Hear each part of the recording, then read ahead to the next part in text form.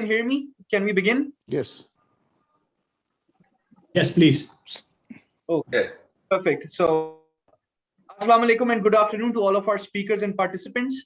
Ladies and gentlemen, welcome to today's webinar organized by the Islamabad Policy Research Institute on the subject Government in Afghanistan, Prospects of Peace, Stability and Governance in Afghanistan.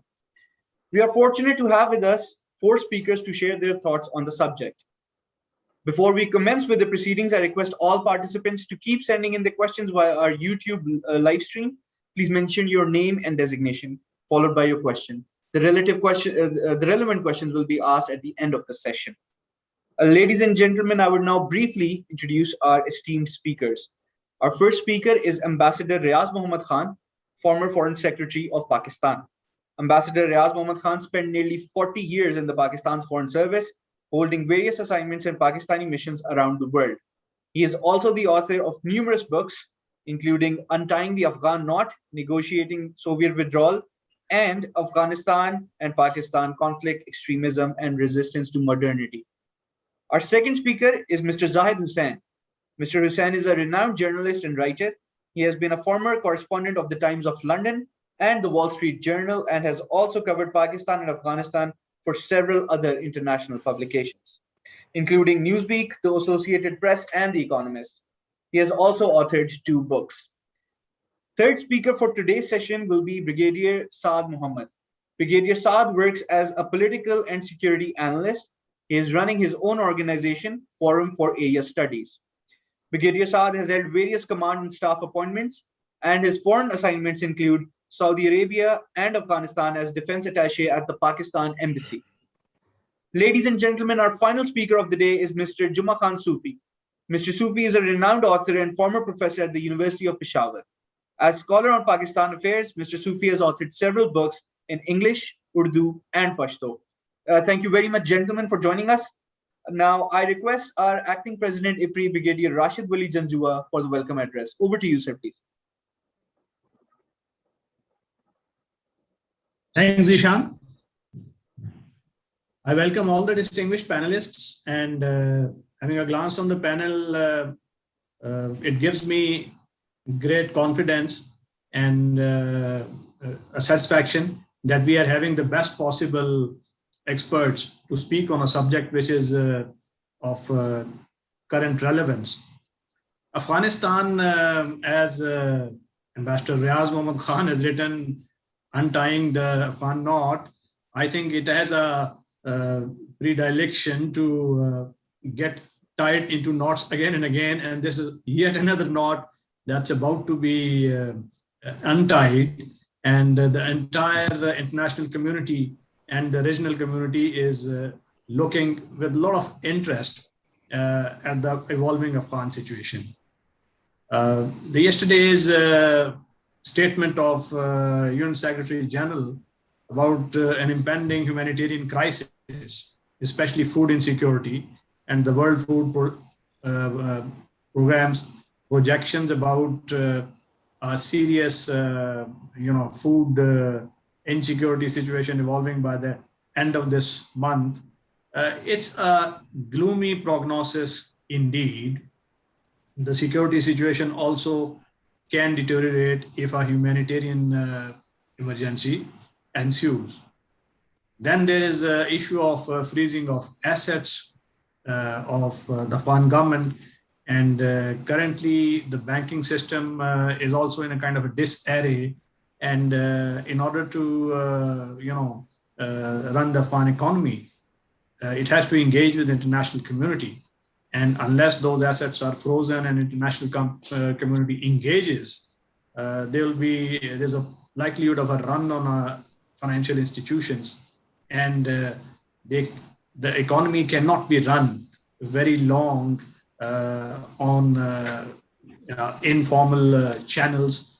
Though Sarai Shahzada market is still functional, there are foreign exchange transactions taking place, but these are few important weeks, and unless they tide over these teething issues, there would be problems that would directly impact the regional countries, especially Pakistan. There are issues at political level, governance level, security level, economic level, and there is an humanitarian angle. All this, of course, is within a big superstructure of evolving geopolitical, strategic, scene, which features the interests of global powers. A global power which has just disengaged. Domestically, it is coming in for a lot of criticism for having made a precipitate withdrawal. There are very powers like China and Russia who are still testing the waters. Pakistan is very actively engaged and concerned. So all these important questions, how would Afghan Taliban and the new government pass muster on the definition of inclusivity as given by the international community or as being pressed by international community? Will they be able to tide over the challenges? What role Pakistan can play to help Afghanistan get stabilized? What role the regional powers can play? What role the international community and humanitarian agencies need to play? So I'm looking forward with a lot of interest to a very absorbing discussion. So with these few words, I won't like to stay between the experts and the audience.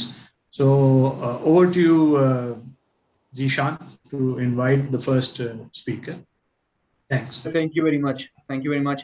Now I request Ambassador Riaz Mohammad Khan to deliver on the subject. Sir, please, the mic is yours. Bismillah ar-Rahman Rahim. Thank you very much, Zishan Sahib, and thank you very much, Rashid Wali Janjua Sahib, for inviting me to this webinar. I should also thank my colleague, Ambassador Asif Durrani, who in fact had asked me to participate in this. Now, Afghanistan is far from settled. Yes, Taliban overwhelmed the country and they are now in control of it. And surely the credit must go to them. United States has also suffered a setback, but it might lead to some introspection in United States. It's not a disaster for United States. For Taliban, there are big challenges which lie ahead. Question of peace and stability, internal and external hostile elements, which you all know. The question of promised inclusive government, which seems to be an objective quite in the distance, if at all. Linked issue is that of recognition, legitimacy. Then there is the questions of constitution, reconstruction of the army, other institutions, hostile international media, rattled human rights groups, gender rights groups, especially in the West. Economy is in tatters. There are no financial resources available. And there is the looming humanitarian crisis, to which I'll touch upon later on. So there are so many of these challenges. Much has been written about them. There has been a lot of analysis. I'll confine limit my observations to just a few topics. First of all, let me say that since they entered Kabul, the Taliban have shown restraint and discipline, which has not been much appreciated. There has been no bloodshed of any significance. We see when the situations change and there is a political turmoil in any country, it is always accompanied by a lot of bloodshed. After all, the Taliban also brought to a close a 20-year-old conflict. Generally, I should say that the situation in Afghanistan is peaceful, and this fact has been less than appreciated. And the world media, especially in the West, has been less charitable on this count towards the Taliban. Nonetheless, the greatest challenge in my view, I have been saying that earlier also, is to avert conflict, to avert another civil war. And first and foremost, this is the responsibility of the Taliban leadership. Now they have their cabinet also, even if caretaker, and then of other Afghan leaders who are there in Kabul. So they must not let the Afghan people down this time. Then this responsibility is also shared by international community, and particularly the great powers and also the neighbors of Afghanistan. They also must do everything that they can that this opportunity for peace does not slip away. The fact that the negotiations in Panjshir failed and the two parties resorted to fighting, in my view, is tragic and ominous. Now, you have mentioned about this inclusive government. But let me first say that there are already some signs of fissures in the Taliban rank. One may be misreading, but it appears to be so. We have watched that the Doha negotiators from the Taliban team, prominently Mullah Brother and also Islamic, they seem to be getting sidelined.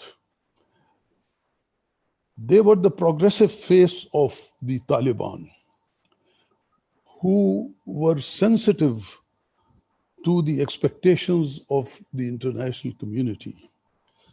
So if this development really becomes real, then one has to see what will be its impact on Afghanistan and the prospects of peace and stability. Secondly, now that the entire Taliban leadership has come into the open, personally, I feel that the expectation of an inclusive government from them appears to be somewhat out of place. Only leadership or leader of great stature, a true statesman such as Nelson Mandela, they can rally their triumphant colleagues and political and military elements to accept something of an inclusive government or genuine reconciliation. None of these leaders that I see who are now part of the cabinet, they measure up to that caliber. They have said that it's a caretaker government, but I think this is out of expediency that they have said so. Perhaps with time, with international pressure, and if some of the former politicians such as Karzai and Abdullah, they show foresight, and if the key Taliban leaders show some accommodation, there may be a change in the profile of this government. However, I may say that the Afghan record, past record, has been rather disappointing in this regard. You had mentioned about untying the Afghan knot. It was written by me more than 30 years ago. And you know what has happened during these 30 years. But one can still be optimistic and ought to be optimistic. Now, the second point that you have mentioned about the human rights, etc., sensitivity to the international concerns. Basically, I see the focus is on the gender rights, women, rights of women. Now, this international demand somehow militates against the deeply held tribal, rural, and religious values, which were part of the environment in which Taliban had lived and had grown in that environment. But I think they are making some adjustments on the question of education. They have said that they would allow women's education and all that. Here again, I would say that the West needs to display a modicum of understanding of their circumstances, their background. And instead of coercion and sanctions, there should be some purposeful engagement. The United States, for example, you have mentioned about it, has frozen Afghanistan's much needed assets. I believe they're worth $9 billion. The Afghans need it desperately for humanitarian purposes. Now, the US measure is strange and conflicted in its logic. US has frozen these assets ostensibly because the Taliban deny women's rights to education and to work, etc. But the US action will deny the same women and children, and even children, the right to live. So these are things that should be considered in Washington, what they are doing. Then, as I said earlier, the Afghanistan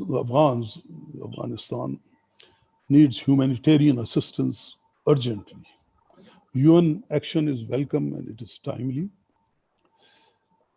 Pakistan, on its part, must do all that it can, mobilizing domestic resources, as well as resources from within the region and internationally.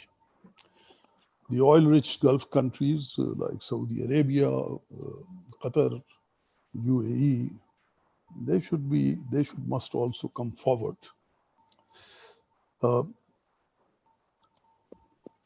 Now, coming to some other points, stability and peace in Afghanistan, as I had said in my article, will remove a blockage for economic activity in the region. It is possible to envision unprecedented economic activity if Afghanistan really settles down and there is peace. There can be all those ideas about gas pipelines, about trade corridors, north-south trade corridors, communications. China can play a very important role. China already has some contracted projects for prospecting mines such as copper in INEC.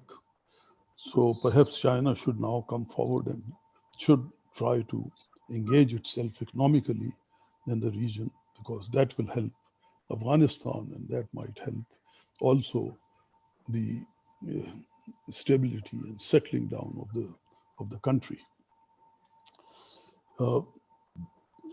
But as I said, that if there is no peace, then all these ideas, like in the past, will boil down to empty talk. On concerns, one of the big concern is revival of any regional rivalries, which, if it happens, can erase any upbeat prospects, any upbeat scenario. But there is one aspect where I think there is a general consensus in the region, and that is that no one, in particular Pakistan, will accept that Afghan territory is used against their interests, or in case of Pakistan, against the interests of Pakistan. Especially in our case, we are worried about subversion by the TTIP. China and Russia are also concerned. China about ETIM, Russia about the Chechens, ISIS, and similarly other countries, Central Asian countries. Iran is concerned about peace in the Hazarajat and Farsi-speaking belts. So these concerns, they seem to converge, and for the purpose of eradicating the possibility of such terrorism taking root in Afghanistan, these concerns are complementary and mutually reinforcing, and these countries should coordinate their efforts, and I'm sure that the Taliban will be sensitive to a common concern of all neighbors. So I'll stop here by simply saying that let's hope that this second advent of the Taliban will not be another false dawn in the tortuous history of Afghanistan. Thank you. Thank you very much, Ambassador Riaz. Now I would request our second speaker, Mr. Zahid, for his deliberations on the subject. Sir, over to you, please.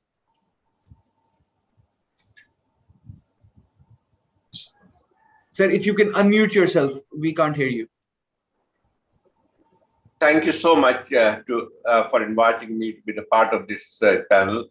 Well, actually, I'll start from what is happening now in Afghanistan. It was seemed easier for Taliban to take over Kabul. It was a kind of, within 11 days, they have taken over all the key cities of Afghanistan. And as Ambassador Riaz Khan has mentioned, that probably it was the most peaceful takeover in Afghanistan's recent history. And so now that the real challenge for Taliban is to converting or a transformation from being an insurgent group to govern the country.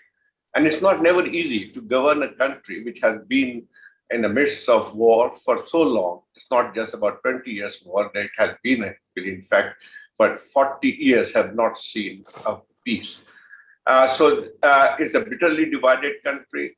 And so for any party, for any group, it would have been much more difficult to control that country. But at the moment, actually, Taliban have the complete control of the country.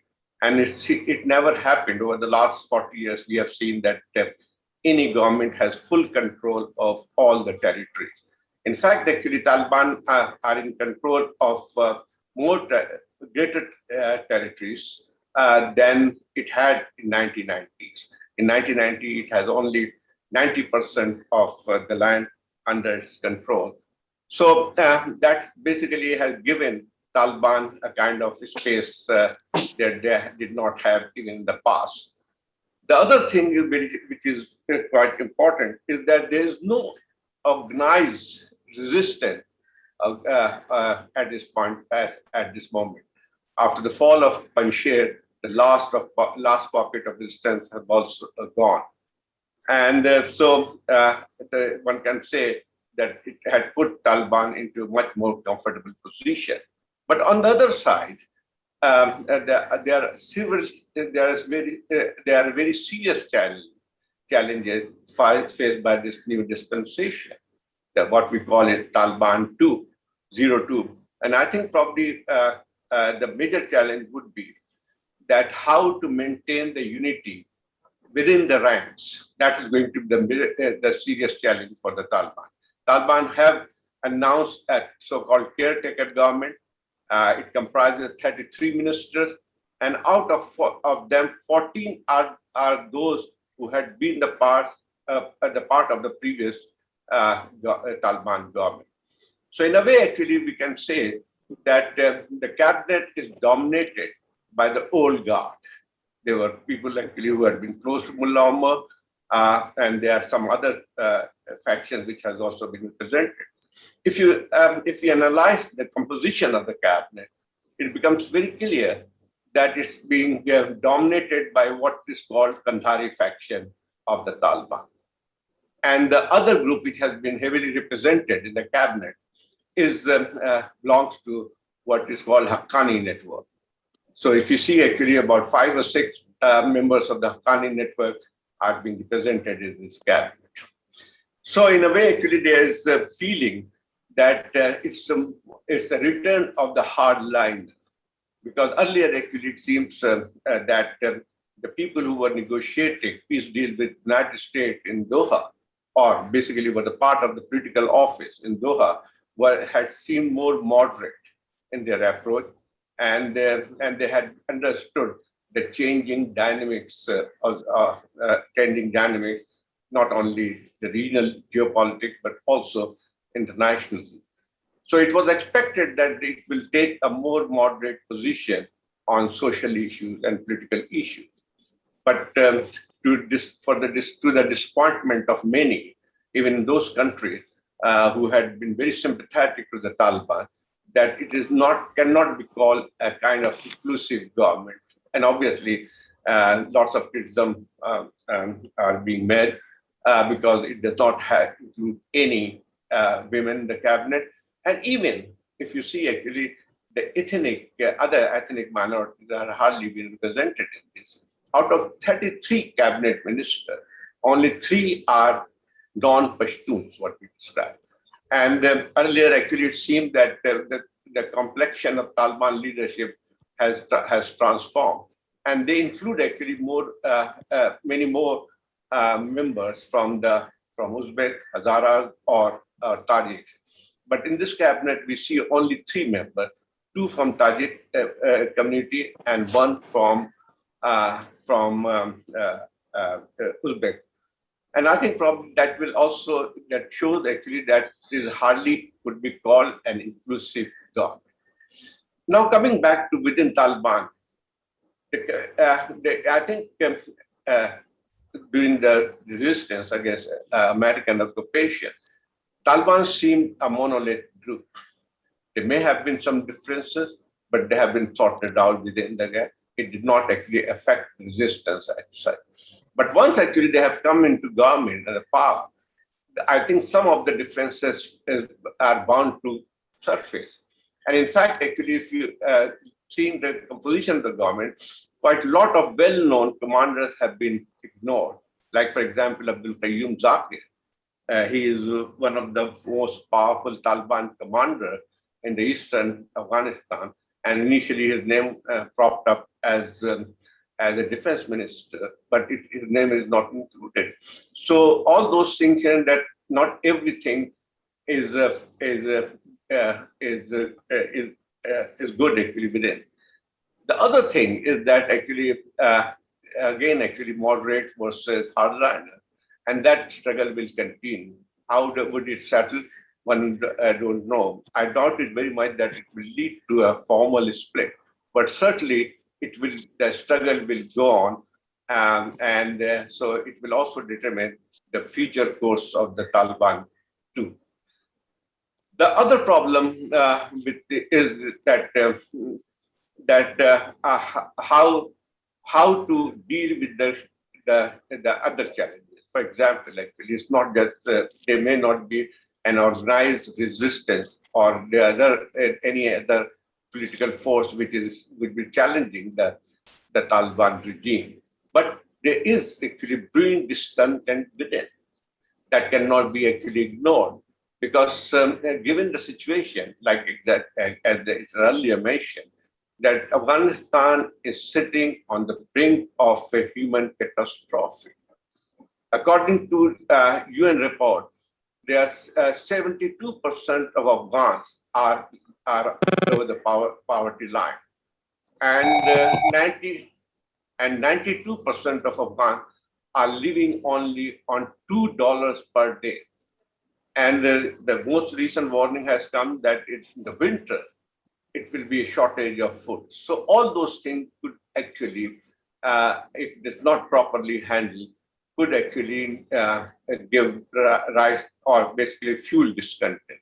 So these are the basic challenge of governance for the Taliban.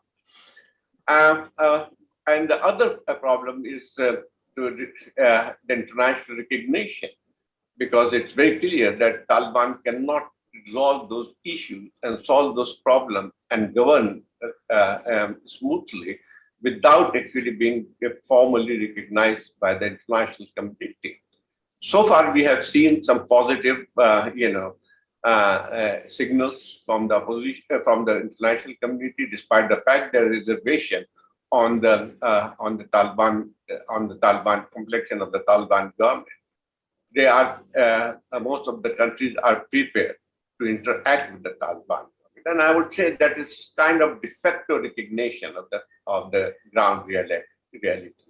It's not just Pakistan, but some other countries, regional countries particularly, they are already interacting with the Taliban, including China, to some extent.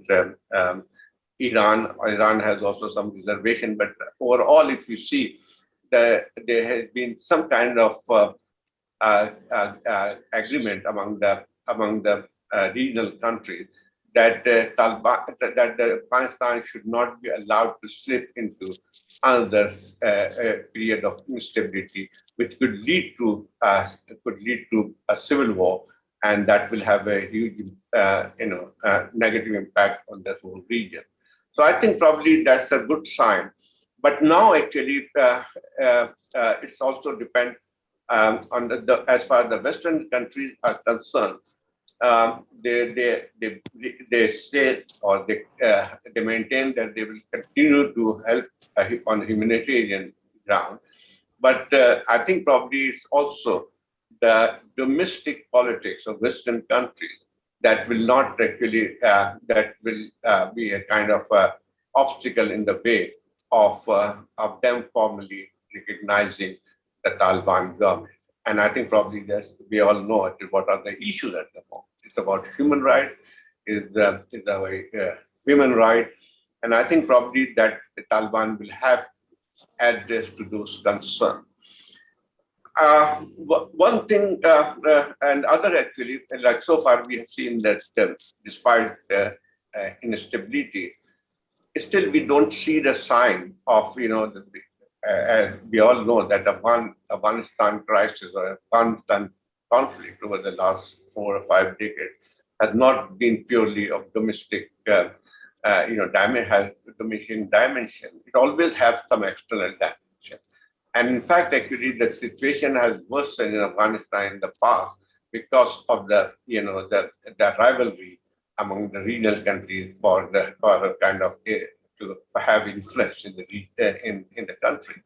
So far, it seems that the regional countries have been very, very cautious. The meeting which happened in Islamabad of the 7-8 regional countries was a good sign. And similarly, actually, there seems to be a sign of more cooperation among those countries. So as far as these are concerned, but again, actually, coming back to the real challenge which the Taliban facing, I think next few months are going to be very crucial. Taliban will have, the Taliban said it's a caretaker government, but one has to wait to see that whether it will be a more inclusive government in the future. at least actually if it's not possible to take, to include the warlord or representative of those parties or groups who had ruled Afghanistan over the last 20 years. But it would at least be expected that that some elements outside the Taliban group would be included in any future setup. And I think probably that if it happens, that will pave the way for international recognition, and that's very crucial for the Taliban. Thank you. I'll stop here.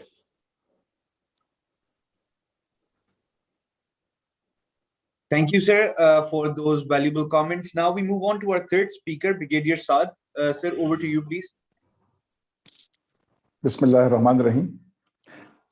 Thank you very much for inviting me on this webinar, on which we have such august and respected speakers. And I hope I can contribute something towards the problems that you have mentioned, that is prospects for peace, stability, and governance. I will begin with the quote of Benjamin Disraeli, a 19th century Prime Minister of Great Britain. He remarked that Afghanistan is too troublesome to be annexed and very dangerous to ignore. And the past history of Afghanistan has amply proved that whether you annex it, occupy it, or whether you ignore it, it's at your peril. And Afghanistan remains too unpredictable to give assessments. Nevertheless, I will make an attempt, and let us accept the fact that peace and governance in that unfortunate country have been elusive ever since Ahmed Shah Abdali established the country, albeit at that time it was a nameless and a borderless country. Barring the 20 years of Zahir Shah's rule out of his 30 years rule, things remained peaceful. But 1963-64 onwards, trouble started brewing in Afghanistan, and it ended in the coup of 1973. Now, the past over 40 years, 4 decades of so-called jihads, interventions, wars, civil wars, has destroyed the traditional Afghan society, especially the rural one. Now, the traditional tribal society, the rural one, had the Khan, the Dehqan, and the Mullah. That exists no more.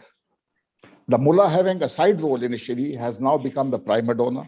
The Khans have been replaced by the warlords, who put the interests of their country at stake and are ready to sup with any foreign power for backing and funding. And when things go wrong, then the blame is shifted to either the neighboring countries or the foreign powers. This has been very unfortunate.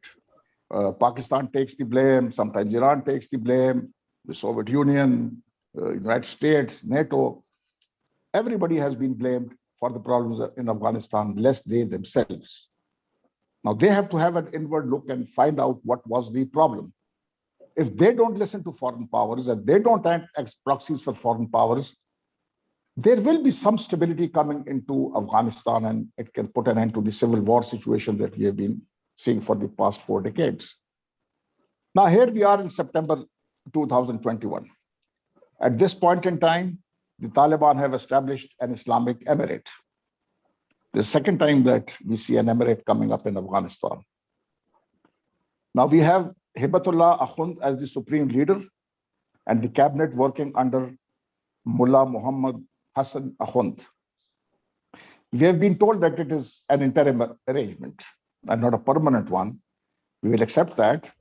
And we will also see that, we also observe that this, when they term it as an interim government, it could be that they have shown flexibility, or rather they say that we can show flexibility if there is a quid pro quo.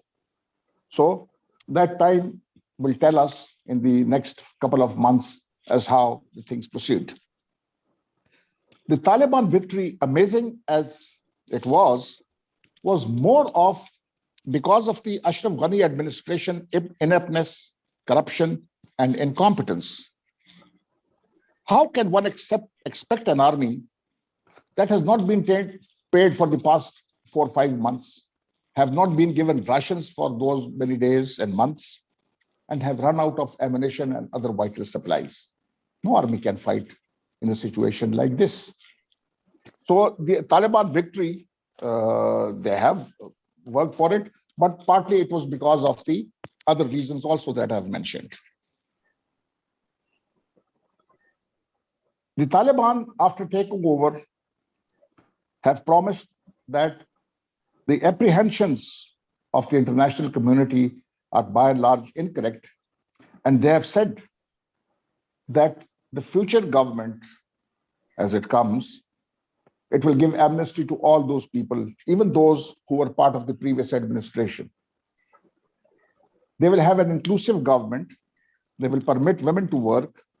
They will also allow education, particularly female education, under Islamic laws, and will ensure that everyone is given the right to the due process of law.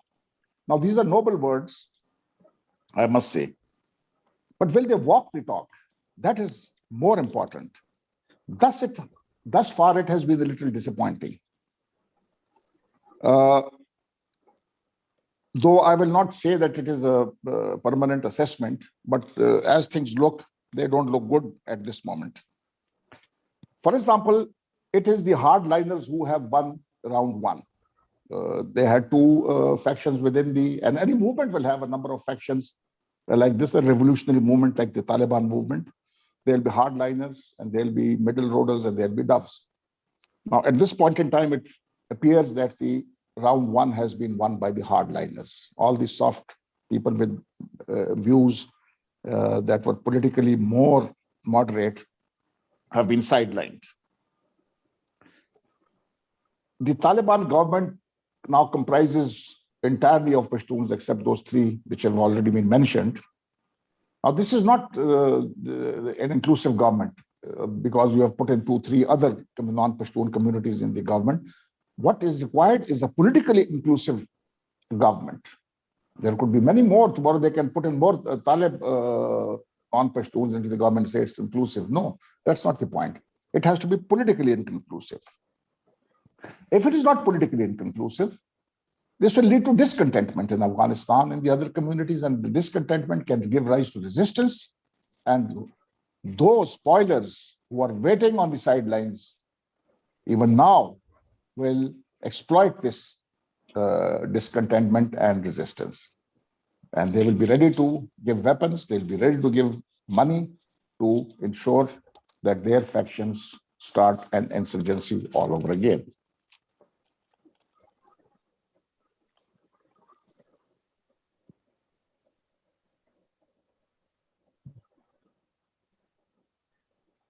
Now, the crackdown on the protests, especially by women, has been harsh. That will certainly be picked up by the international skeptics who keep saying that the Taliban have not changed one wee bit. It is just that they are talking better, but their core values of governance or law and order remains as it were in 96 to 2001.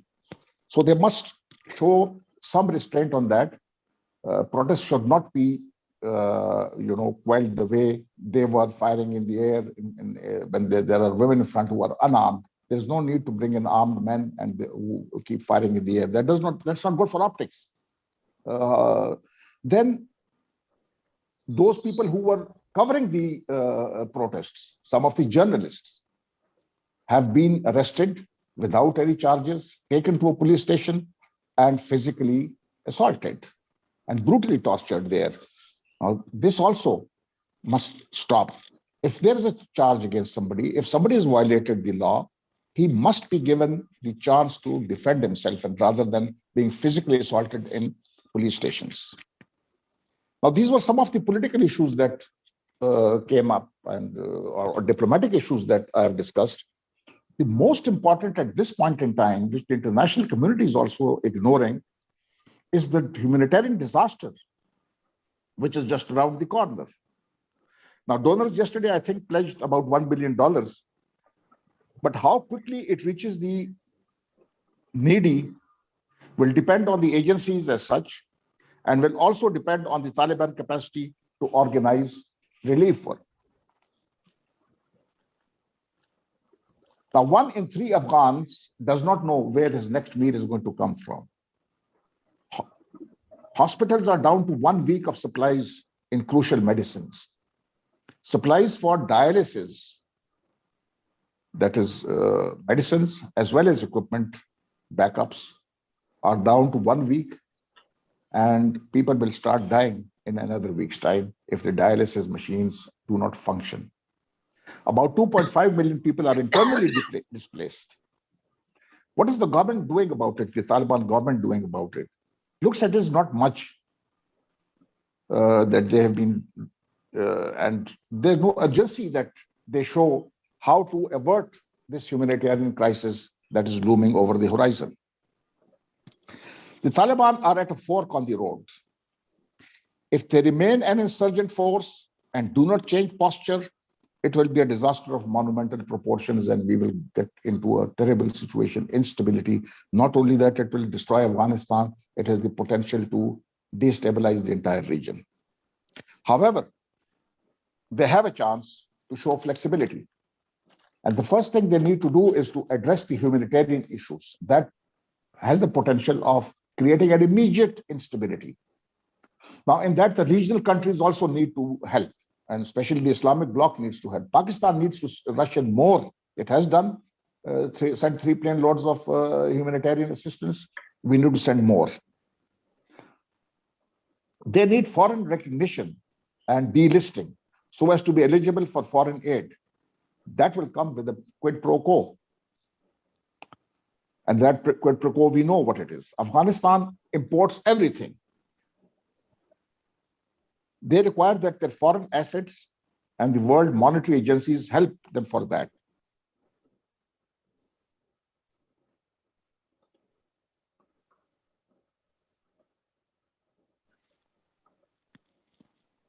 Now, with the hardline approach, no country will be willing to deal with them if there are public floggings and executions. They have to recognize that tribal rivaj is not necessarily Islam per se. There are moderates in the movement, and they must be allowed to come forward. At this point in time, they have been sidelined. They have to let professionals run rather than mullahs run. Banks, airlines, and other institutions require a professional approach. For permanent stability, the future constitution is going to be very important. At this point in time, appears to be an Iranian model, but Afghanistan is multi-ethnic, multicultural, and multilingual. The Iranian model may therefore become a source of instability and strife. Afghanistan has to ensure that no terrorist organization takes roots in the country. Now, those terrorists are a threat to the region also, and as well as the international community.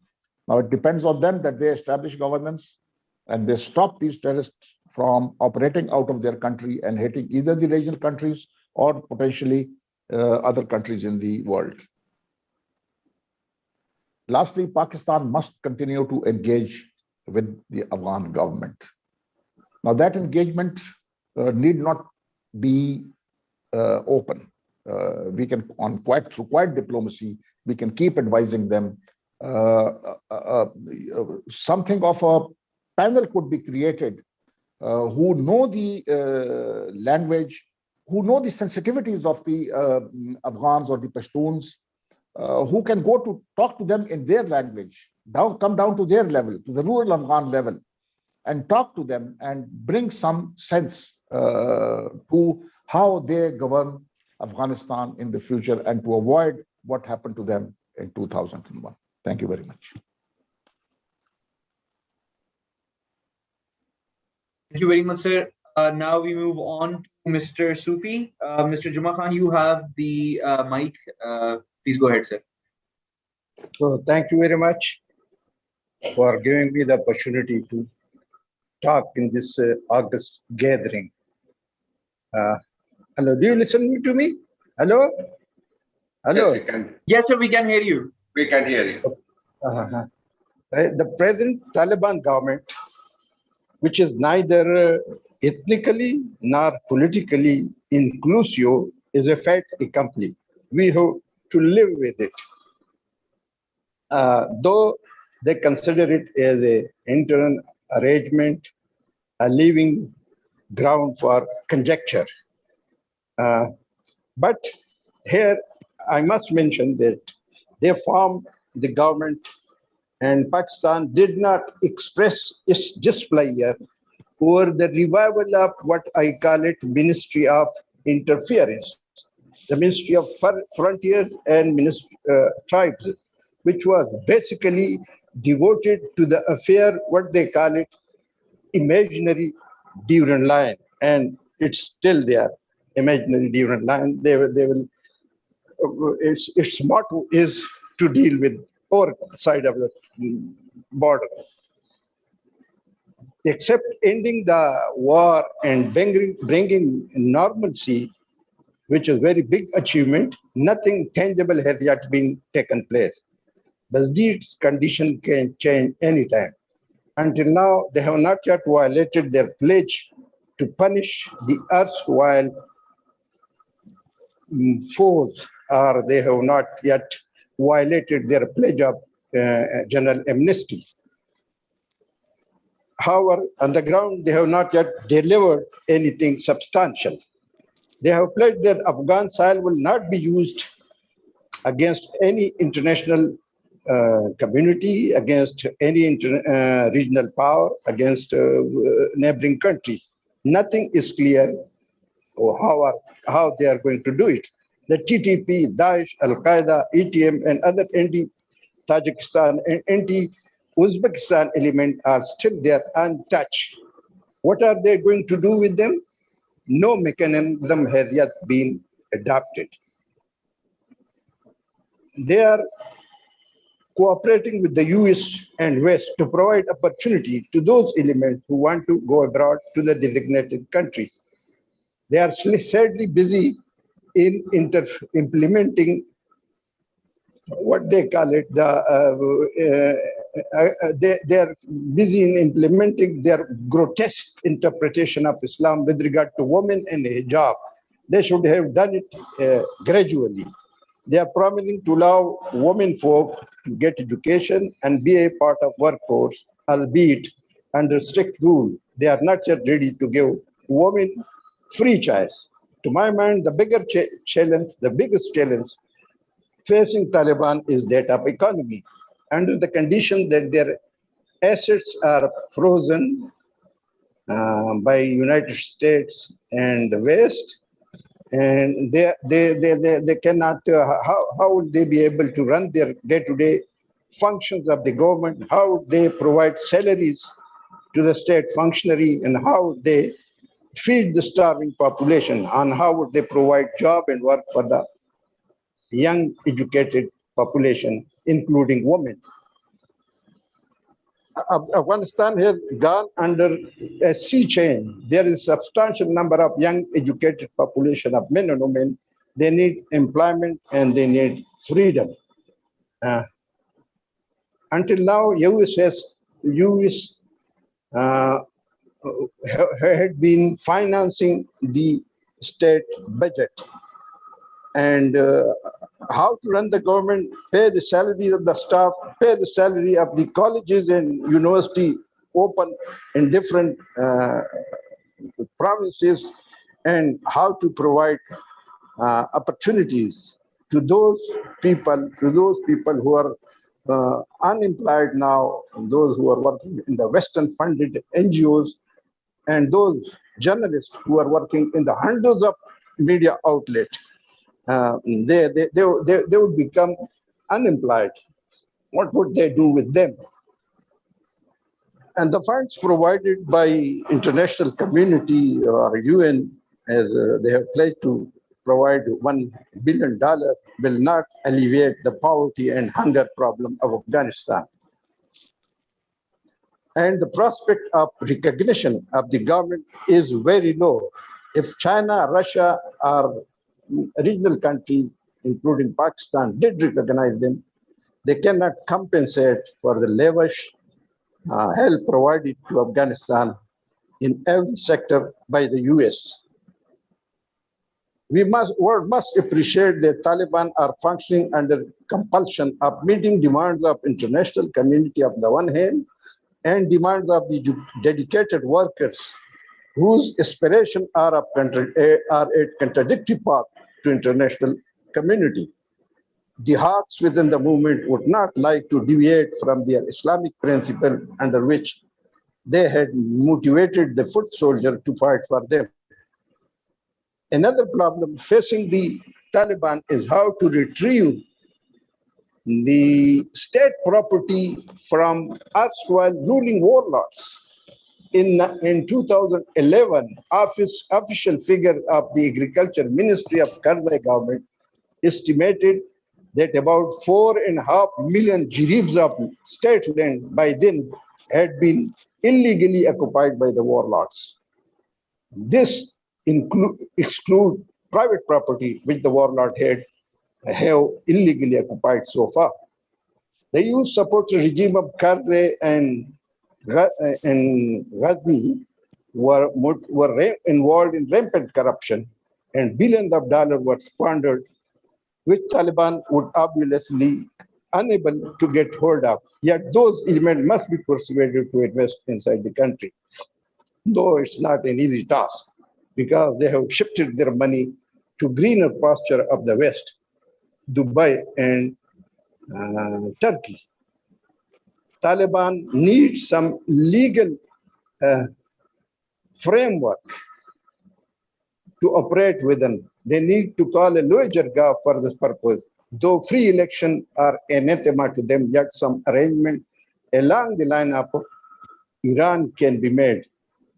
The influx of refugees cannot be ruled out at this juncture, and anti-Pakistan environment created during the last 20 years is probably one of the factors that educated elements are still avoiding to come to Pakistan. Yet the ordinary folks are trying to cross over.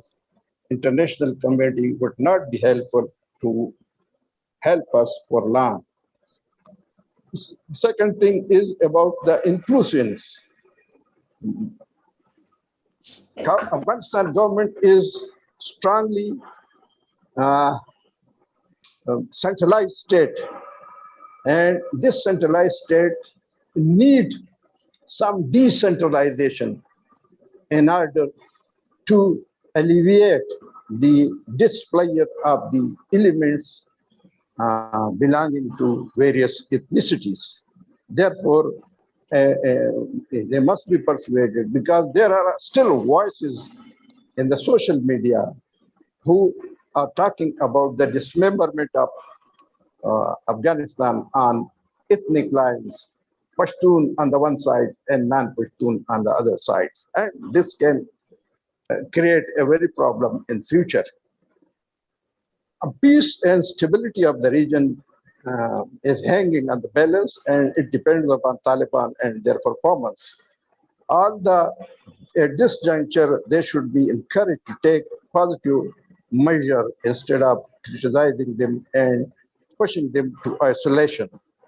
So Pakistan needs to be cautious about its attitude toward Afghanistan, keeping the anti-Pakistan environment created by the not only last 20 years, but even from 47, because they have not yet recognized the territorial integrity and national sovereignty of Pakistan. And it must be kept in mind. And this is the main thing which creates suspicion in the mind of Afghan, whether they belong to Taliban, whether they belong to right, or whether they belong to the left, all of involved in this.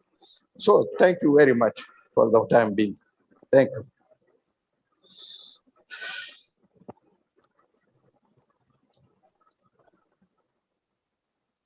Thank you very much, sir.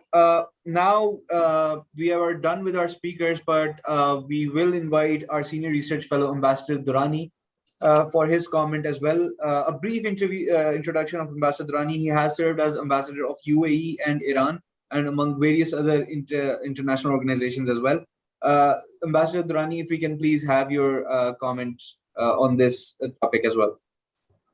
Thank you, Zishan, and I'm grateful to Sir Riaz Mohammad Khan and Janab Zahid Hussain and Brigadier Saad and Juma Khan Sufi Saab for gracing this webinar and with their valuable comments. Actually, you have said it all, and there are myriad challenges still facing the country. Taliban may have won militarily, but now actual battle has started, as you have, our worthy panelists have indicated and have dealt with in detail. I wondered that, and I would like to that if our worthy panelists can enlighten us regarding options Pakistan have in tackling with the situation. Why I am asking this question is that now even our authorities and officials are not denying the fact that we were in touch with the Taliban, we were involved with the Taliban. So in a way, what Americans were saying and others were saying, they were right. If that is the case, then what should we be doing? And reason is that then what are those challenges we are likely to face if, say, we go whole hog in supporting the Taliban? Have we ever calculated the cost, both political, financial, economic costs that we have to bear? And secondly, in the regional context, you think that we are likely to succeed? Prima facie, yes, there's an environment which is conducive to the Taliban takeover. For instance, Iran, Russia, and China, they seem to be on the same page. But you can also see a little bit of digression from the Iranian side when the Taliban captured Panjshir. So Iranian reaction was quite negative. In fact, they condemned that capture. One fails to understand that while the Taliban could control all the promises of the country, and Iranians did not say a word, but on Panjshir, they were quite sensitive. So this needs to be probed further, although I can say that Iranians may have been pleasing their constituency, whether they were Shias or they were the Dari-speaking ethnic groups, both Tajik, Uzbeks, and Turkmens, as well as Hazaras. So I wanted if the panelists can throw some light on these aspects, i.e. options for Pakistan, and then what could be the best approaches in the region.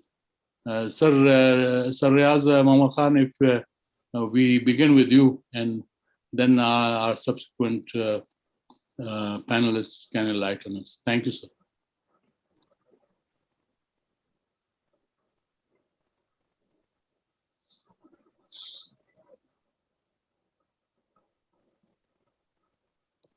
Thank you very much. I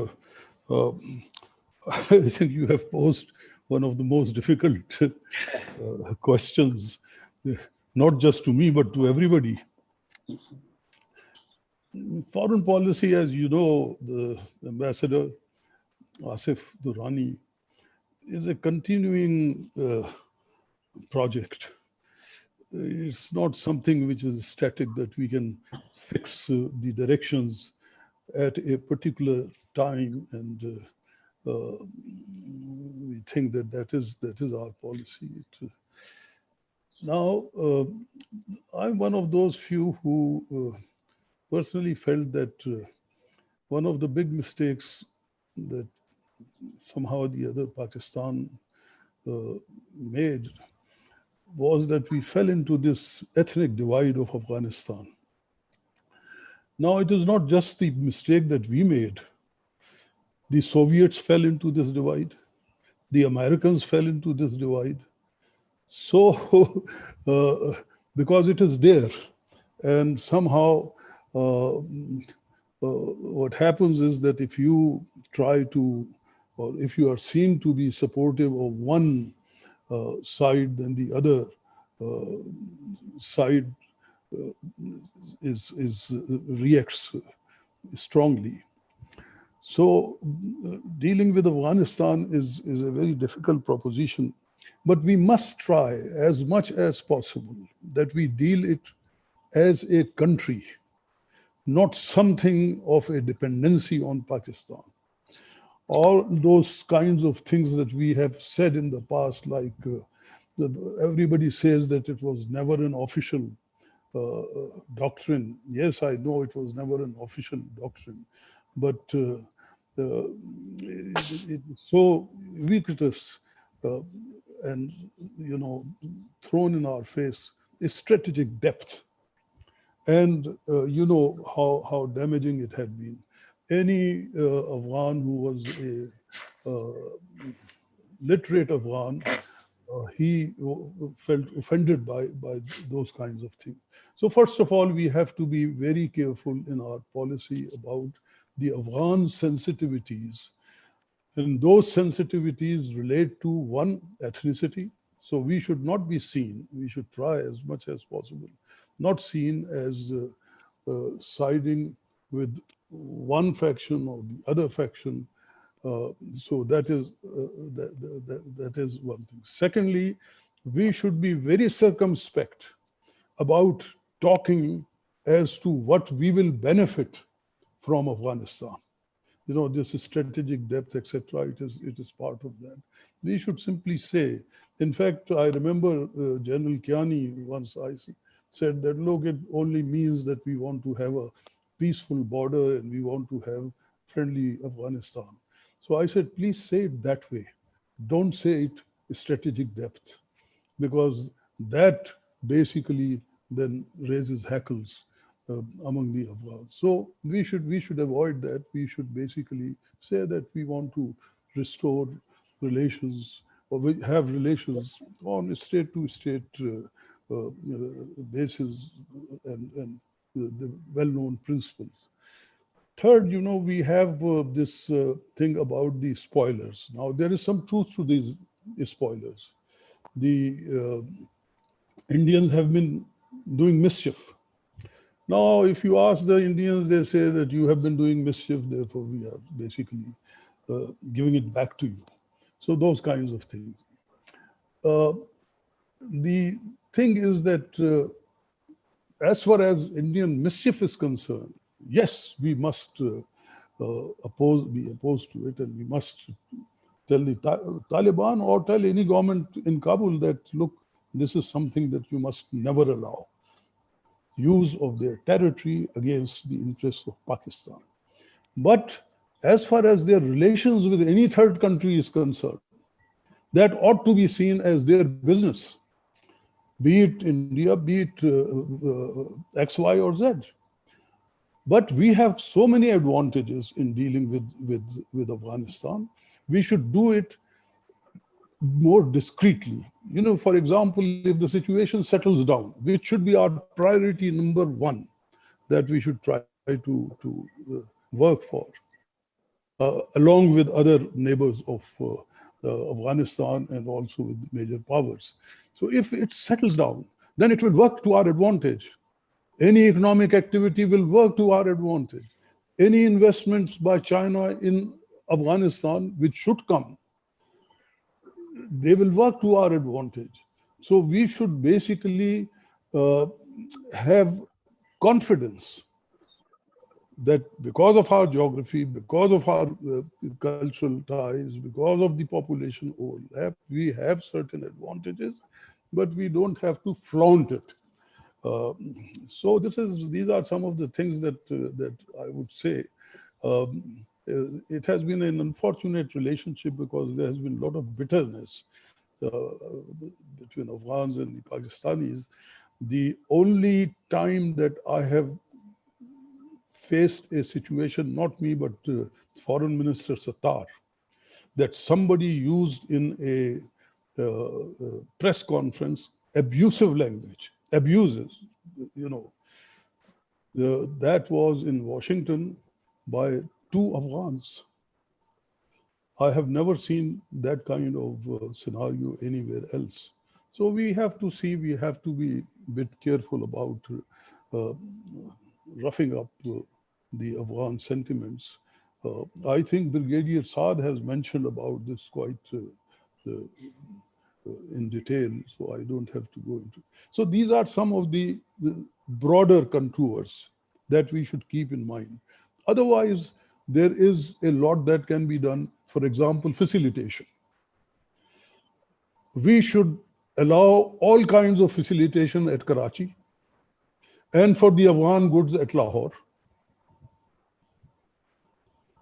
A lot of it has already been discussed, about all that.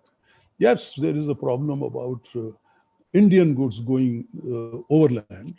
But we have always said that this is basically governed by the bilateral agreement. And we have a bilateral agreement with Afghanistan, but not with India. And everybody knows why so. I hope that one day we will be able to have that, because I also am one of those people who feel that if India can contribute to the stabilization of Afghanistan, we should welcome it. We should not flinch from it. If their trade can help the Afghan situation to settle down, why not? No, the trade, how much trade can India do over there? How much trade can India supplant from Pakistan? Pakistan has natural advantage. And then we do not understand, I think, sometimes the dynamic of modern trade. Look at Central Asia. Who are the main players? The main players are China, Russia, and the Western countries. It's not a country like Pakistan. We used to say, because we are very good at making these kinds of slogans. Pakistan is the gateway to Central Asia. Where the hell is this gateway? So I'll stop at that, because I can continue for very long on this particular subject. Thank you.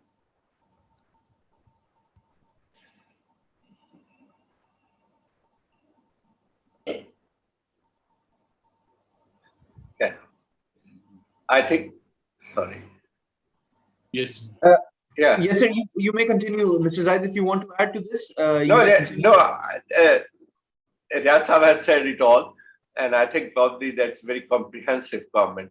But one thing actually one has to emphasize is that Afghanistan should be treated as a state, and we should not, and whatever relationship we build up as a country, and not as a relationship with a certain group.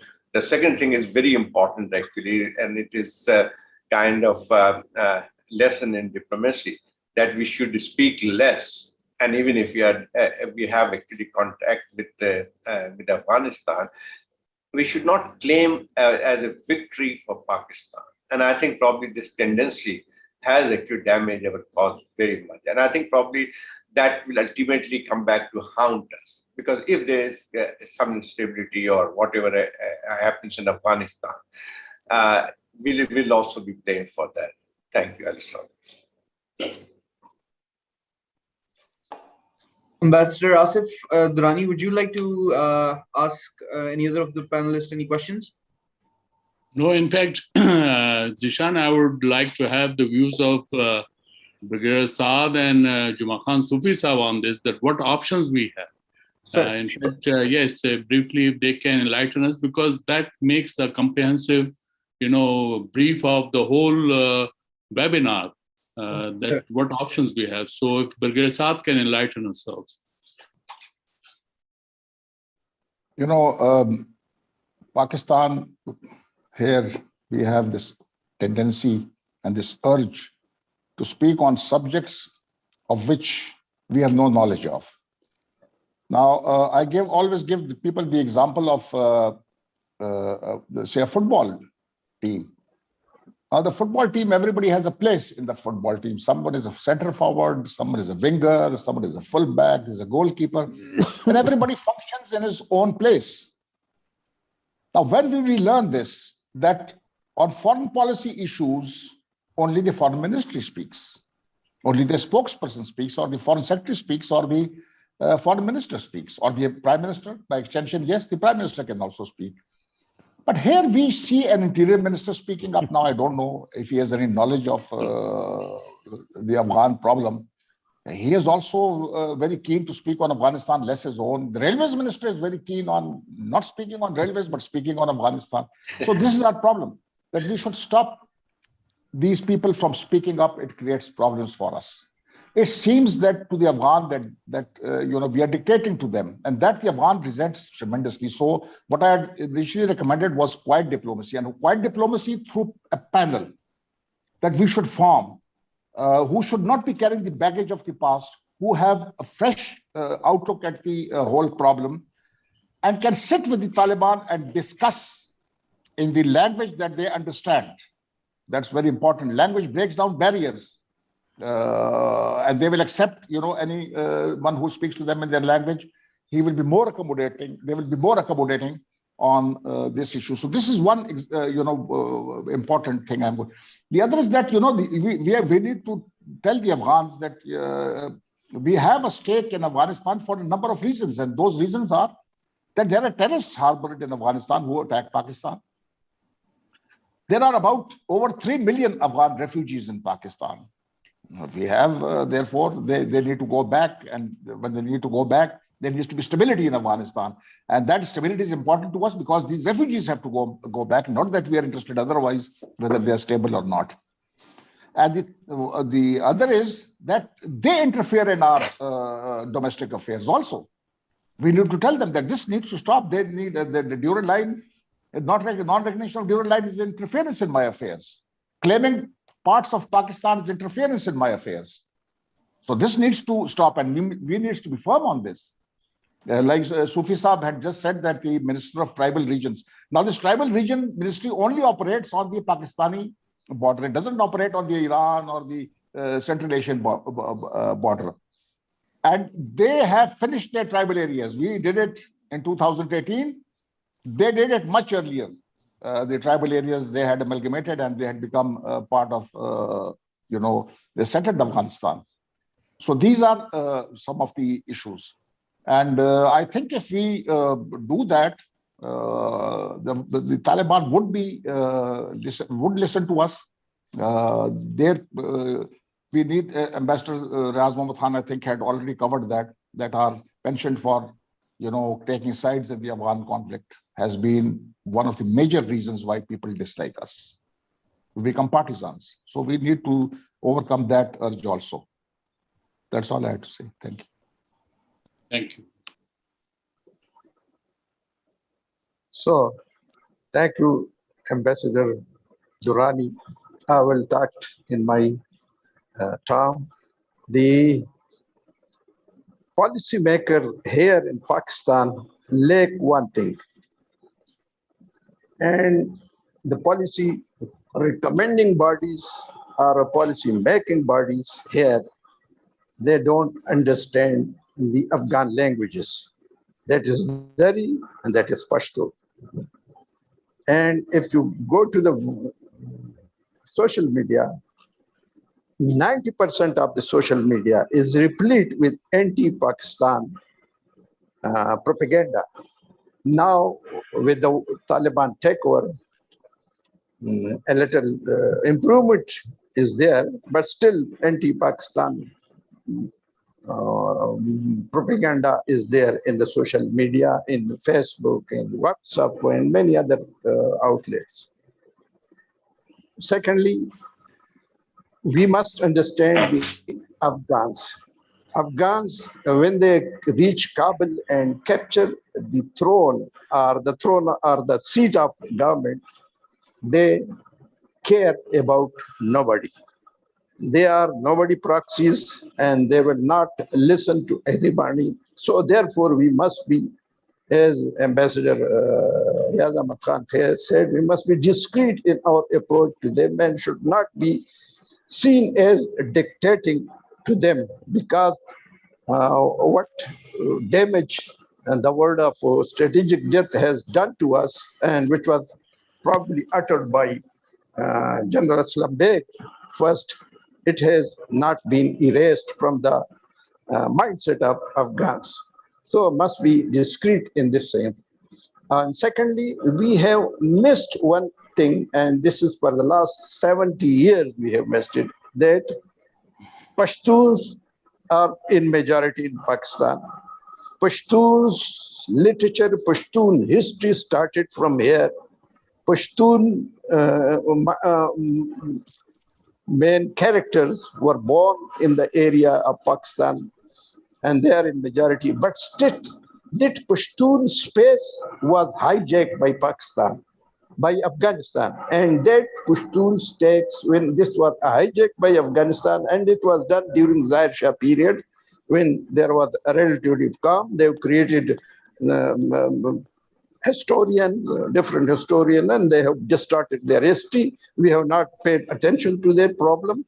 And that Pashtun space which they have captured from us is still being used against Pakistan, and it has affected our own Pashtun a part of Pashtun population, especially uttered by our so-called Pashtun nationalist parties. So this is because of our own neglect of the basic thing which we have been all ignoring it for the last 73 years. And they have captured this space from us, and we should recapture this space because we were in majority. We are the main focus, the main birthplace of Pashtun is there, and only the what you call it, the Paktia to Kandahar, this area belong to Pashtun area. Otherwise, these other areas, they have been gradually, Pashtun have been settled there by the different government there because Russian needed it, British needed it. Then after the revolution in Soviet Union, they needed to resettle Pashtuns on that border area. So therefore, we must know the history of Afghanistan. So our approach should be to a independent government, not to a government which is under our thumb. Thank you very much.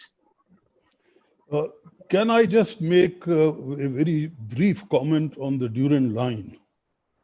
Sure, sir. Sure. Well, sir, Durand Line, as I found throughout my sort of interaction, is an extremely emotive subject with the Afghans. You know the history. You know it goes back to the early 19th century. Anyway, I will first give you just one anecdote. The Soviets were very keen to have Geneva Agreement for their withdrawal. They wanted to withdraw under the aegis of a UN agreement. Everything was settled. Withdrawal time frame, everything was settled. Just 1 week before we were hoping to have that signed, the Najibullah government raised the question that he cannot accept a reference to the border, international border, in the text of the agreement. Now, this was, a shock to, first and foremost, to the Cordovez, who was the negotiator, and then to the Soviets. Shevardnadze came to Kabul on 3rd of April. He sat there for about 3 days, and he could not convince Najibullah that this international border or a border, it doesn't mean anything. He should accept it. They needed the agreement and all that. He did not agree. Then he had to telephone President Ziaul Haq, and we agreed to a very, should I say, vague formulation, the bordering regions. Instead of border, Geneva Accord includes this phrase, the bordering region. Now, I come to this. For Pakistan, it's a de jure border. This border is a de jure border for the entire world. Look at the maps published anywhere in the world.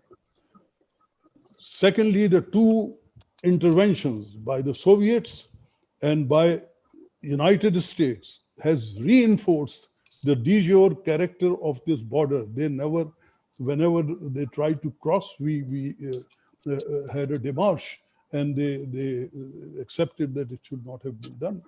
So this is a subject that we should not on our own rake it up. If we are going to take it with the Taliban government, we are only going to end up embarrassing them. We did it with the first Taliban government. We did it with the Mujahideen government. And the Taliban government, of course, said that, well, between the two Muslim countries, there ought to be no border. The same kind of attitude was taken. But we should understand the sensitivity, the Afghan sensitivity on this issue, and we should not unnecessarily rake it up and bring it up. For us, we have even put the fence, and it is fine. We should put the fence. But I'll stop that. The Durand Line is a long subject. My first book covers a section on this. Thank you. Thank you very much. May I add, yes, sir. Please. Actually, what I said, that we have left open the area Pashtunism to Afghanistan because of our own flawed national narrative, which still operate in the ruling circles, that we left that space, which was ours, to Afghanistan. And they created problems, and I have written on it. And they wrote a Patakhadana, a hidden treasure in the Pashto, which is considered by the Pashto as a sacred, holy script. And when they arrogated this right to them, that the Pashtun and Pashto literature were born there in Afghanistan, then they claimed this border. That this is a temporary border and that has been accepted just by the puppet government of Amir Abdurrahman Khan. And they raised the issue because we left it open to them. And secondly, I was there when the Afghan government and Afghan foreign minister, because at that time I was in Kabul and Ajmal Khattak was there with us. He was our leader.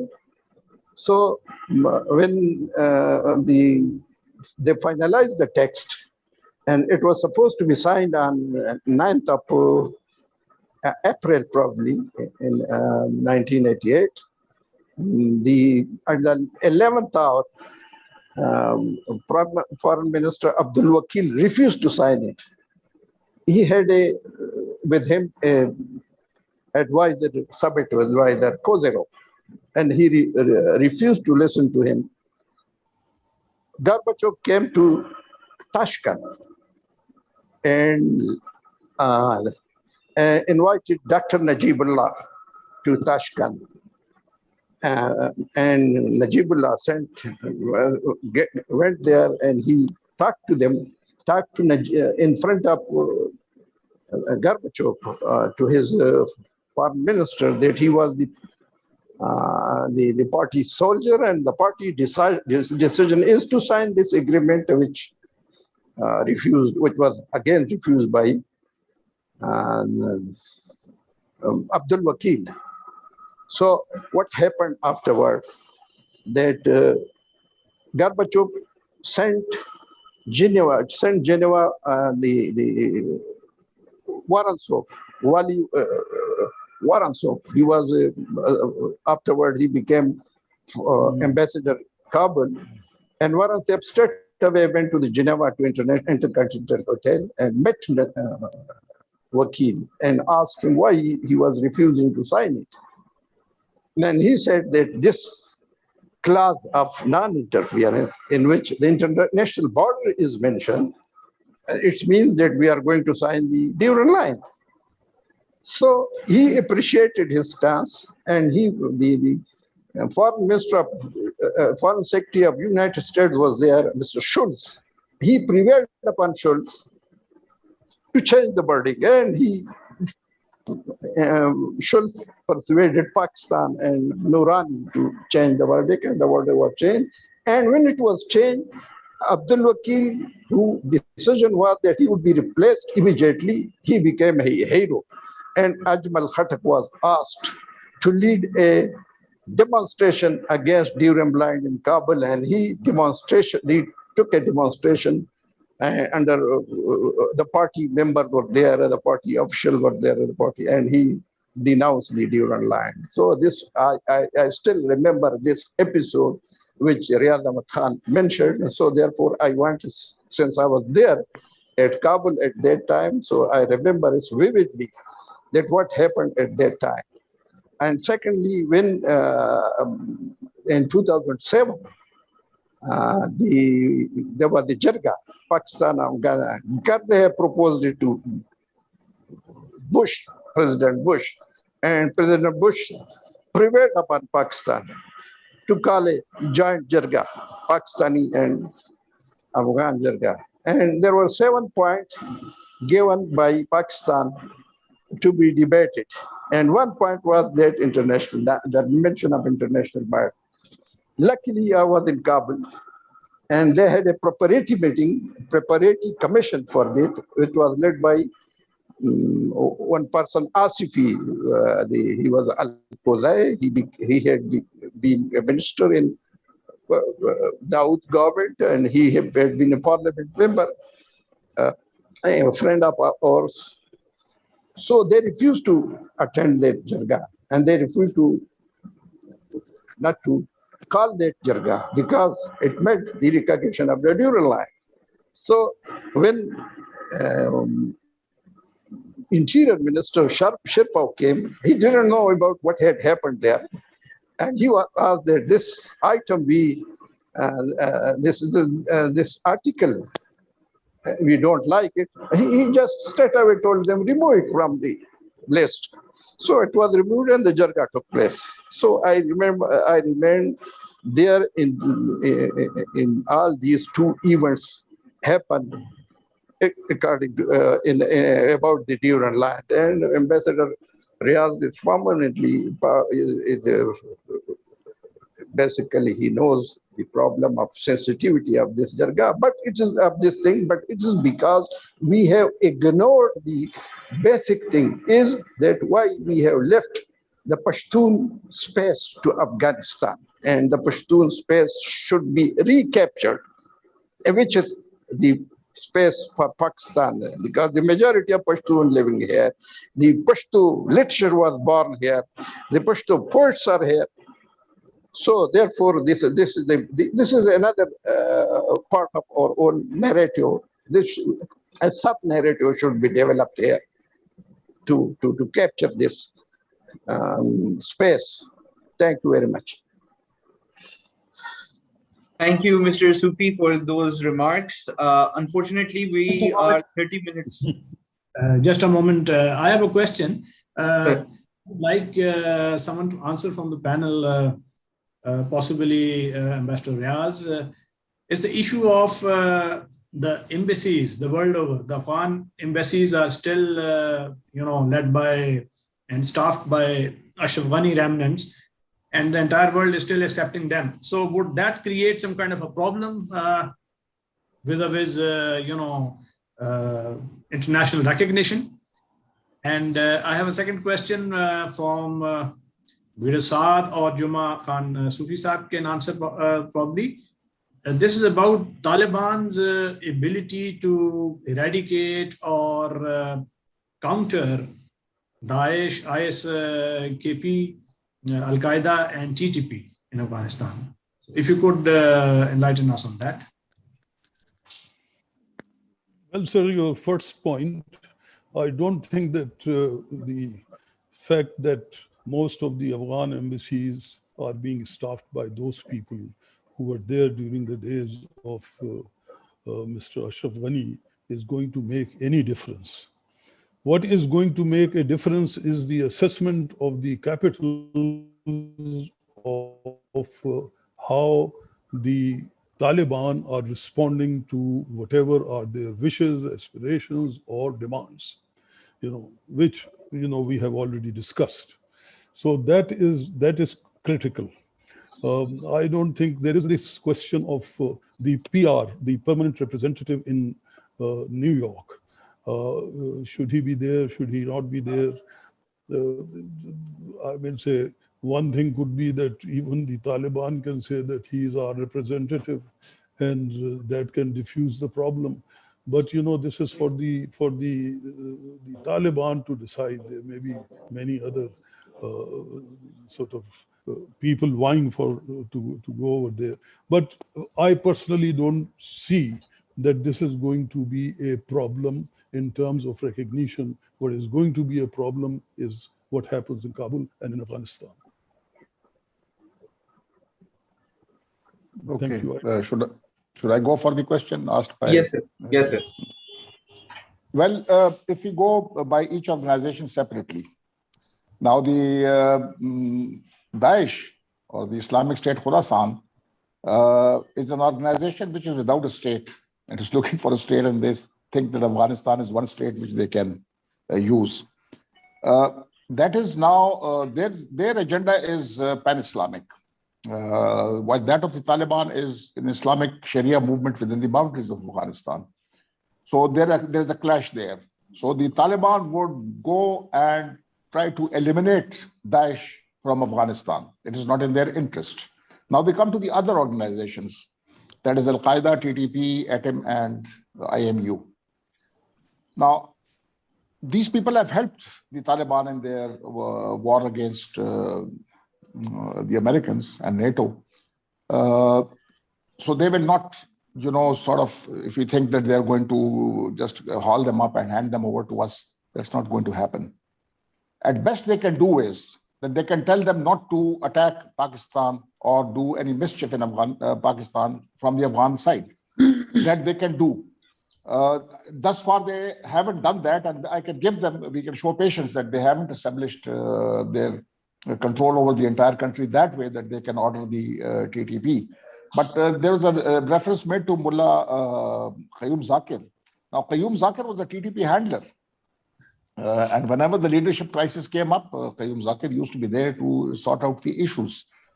Plus, Afghanistan's history is that they have never handed over a Pashtun to Pakistan. By the 1947 to this date, they will not hand over anybody to you. That is out.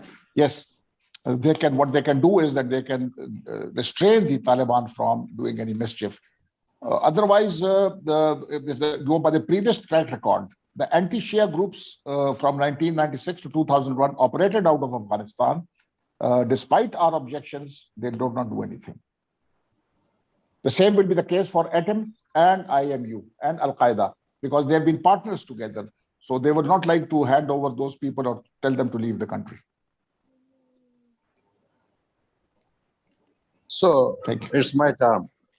About the TTP, I think as far as I have read about it, about the Afghan maintaining some outlaws, Pashtun outlaws in Afghanistan. I read it in the British library about Ajab Khan Afridi. Ajab Khan Afridi, when he abducted Miss Ellis, and Miss Ellis was finally released, he went to Afghanistan, and he and his other outlaws, they were operating from Basawan in Ningarhar province. The British government asked Amanullah government to hand them over to them because the Afridi tribe was very friendly to Amanullah Khan and helped him during the war, Third Afghan War. Therefore, he handed over the two outlaws to the British authority, which were probably hanged by the British authorities, but they said that we have excommunicated Ajab Khan to Turkestan, Afghan Turkestan, that's a Mazar Sharif. And he was given a quite substantial jiribs of land in Mazar Sharif. So this problem is there with the Afghans, that they would not like to do it, but during this age of fast communication, to remove these elements from the border to internal to the sides, other sides of Afghanistan would probably not solve the problem, and during they would in one way or another create problem for Pakistan. I don't think that would solve a problem for Pakistan. They would promise that they would they would abide by their dictates, Taliban dictates, and they would be mainstream them even that. But still, I don't think that they will lying low there in Afghanistan. I remember that in 2003, some Baloch were there. I was asked by a person in the European Union, and he asked me that some Baloch has crossed over to Kandahar, what we should do. And then I asked him that, do you want enmity with Pakistan or friendship with Pakistan? He told me, no, we want friendship with Pakistan. Then I told him that please ask Pakistan government to send a jirga after them and they should be taken back. Otherwise, they would create problem. But afterwards, I thought that they were called by the Afghan government because the governor of the province, Asadullah Khalid, who recently defected to United States, the defense minister now he was defense minister in Ashraf Ghani government. He was governor then, and he accommodated them, fed them, gave them money, and then afterwards, I thought that it was even the CIA was also involved in this project. So thank you very much. Thank you, sir, for your comments. Now, unfortunately, we are already 45 minutes above the allocated time. So I would now request our acting president, Brigadier Rashid Wali Janjua, for the closing remarks. Sir, over to you. Thanks, Ishan. And I thank all the distinguished panelists for a very, very enlightening discourse. We all stand educated, and most of the nuggets captured through the discussion would be profit to the policymakers. We have discussed Afghan situation, humanitarian angle, Afghan irredentism's various dimensions, including the sensitivities of Durand line, have been amply highlighted. And the most important takeaways are that henceforth, it is how the Taliban stabilize themselves and govern well and remain true to their promises to the international community that would set the course for their international engagement and recognition. So Pakistan on its part should do all that is possible to facilitate them without getting too intrusive and through a quiet diplomacy. And while doing so, we should be mindful of the pitfalls and the landmines in the shape of spoilers and possible recidivism of Afghanistan into violence because of some of the angularities and some of the cleavages that are still not very visible because of the initial flush of victory, but might open up later. So with all these insights, I think the policymakers should be able to steer a balanced course and doing a tightrope walking between,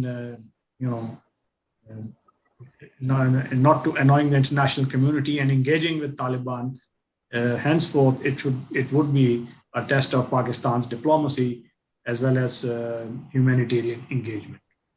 So with these few words, I once again thank the distinguished panelists for a very absorbing discussion, and we hope to have them on board during any future such like discussion. So thank you very much. Thank you. Thank you, sir. Once again, thank you to all our speakers and participants. This brings an end to today's webinar, Government in Afghanistan, Prospects of Peace, Stability and Governance in Afghanistan. Please follow IPRI on all the major social media platforms to stay up to date. And thank you for your attention and